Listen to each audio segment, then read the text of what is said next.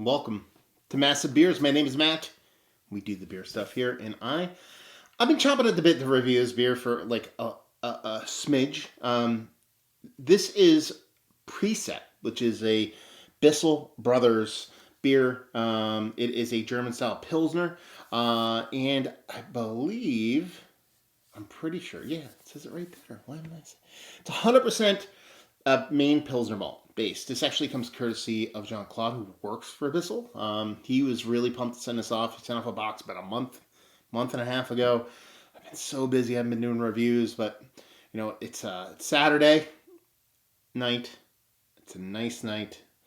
I'm doing some easy work tonight. Arsenal had one of the best comeback wins in history of the thing. I feel like getting a little bit feisty. I was going to say fresty. That doesn't even make sense. And I figured I'd kick it off with a Pilsner. So here we go. Like I said, Precept Bissel Brothers, German style Pilsner. This was canned just before Christmas. So we're talking about almost 3 months old in this. You have to understand, it is a 5.6% Pilsner lager. So I don't think I have issues with it. Label-wise, I love it. It's got that kind of weird, kind of a 70s vibe to it. So you get from like, I don't know, I used to make jackets and paint vehicles like it. That's kind of how it goes. Very much Parks and Rec when they do the whole rebranding thing. Gone back in time, I guess you would say. So we'll see what's what. So I dig on that. The Bissell label looks a little bit weird in there because it's the black and gold with that color around it, but still, I dig the old labeling. And man, that'd be clear beer. Yeah, we're not going to confuse that with not being clear beer. It's got a beautiful white. As white could be soapy, frothy, what you'd want from a classic German style Pilsner. And it just has this ever so soft, like I'm not a super macro brewery kind of haziness to it. It's not hazy, but you can tell it's not super ultra filtered or anything like that. Soft carbonation. Looks the part of a chugger beer. Let's get a nose.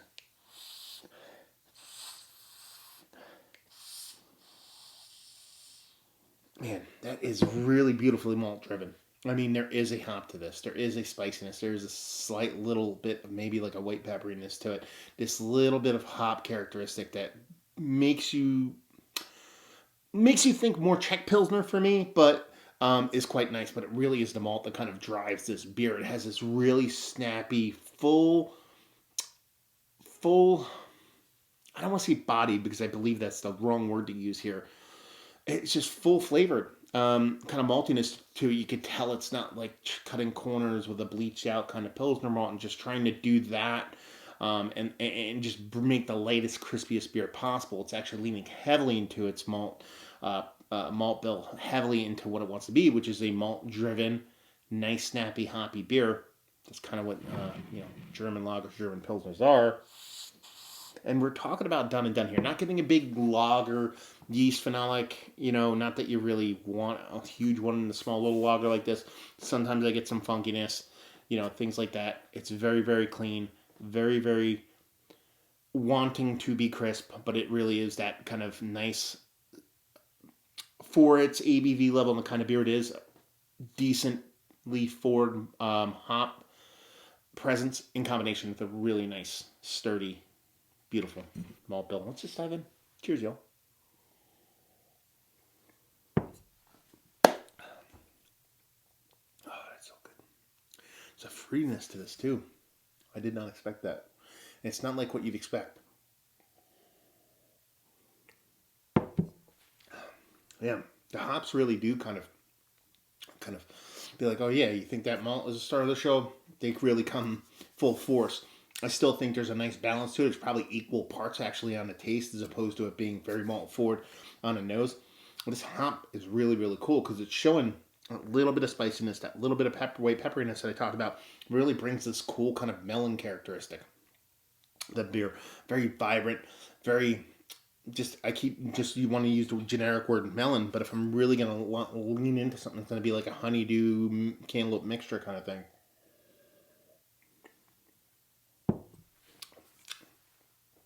And it has this not aggressive, but for the kind of beer it is and what it's trying to do, aggressive for that level of bittering. It interplays off of that malt base. Comes out super clean, super crisp. When you're talking about an all Maine Pilsner malt base here. My assumptions here is that you're going to get something that is a little bit beefier, a little bit more hearty than a classic kind of 1,000 years in the business cultivating Pilsner malt to get it the way you want it. I don't know where they source their malt from. Chances are they haven't been doing it nearly as long as the malt that most people, the Bambergy kind of Euro, Germany, Austria kind of maltiness malts that people use. But it has that going for it. It has this really nice, really well done kind of crispiness, while at the same time still being meaningful in the malt process. Like I talked about previously, just kind of bleached out, kind of dropped out, kind of malt with no real malt characteristics, just kind of almost like a brewer sugar, but it's still kind of malt kind of thing a lot of people use when they try to do their Pilsners to keep it, to get that super snappy edge on it. This isn't that. It has that super snappy edge on it, but it has this body to it. It has this richness to it, and that's the cool part about it. So it's lagered, crisp, clean, pretty damn nice, and honestly, it's that cool kind of jump from that kind of spicy, I would call it spicy, kind of hoppy nose to something a bit more melony, a bit more fruity. That sends the beer over the top. This is really, really good. And you got to keep in mind, 100% Pilsner malt.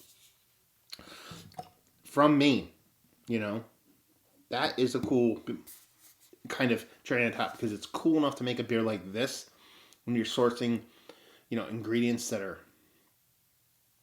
tried and true. Again, rehashing the same stuff here, tried and true. You know it's how it's going to work. You know how it's going to function. It's going to do exactly what you want it to do every single time you're going to do it. Not saying that this malt can't do that, but to source it from Maine and still have this kind of level of crisp, clean snappiness. I know a lot of that goes into the brewing, but your malt is your base of your beer. That's where your beer stands tall. And to have it come off as crisp and clean while still at the same time be as rich and deep for a Pilsner malt while having that super cool hop. Mount Rushmore status for a lager I've had as of late. And, I don't know if I've had a ton of Bissel lagers. I sure had some while I was up there visiting.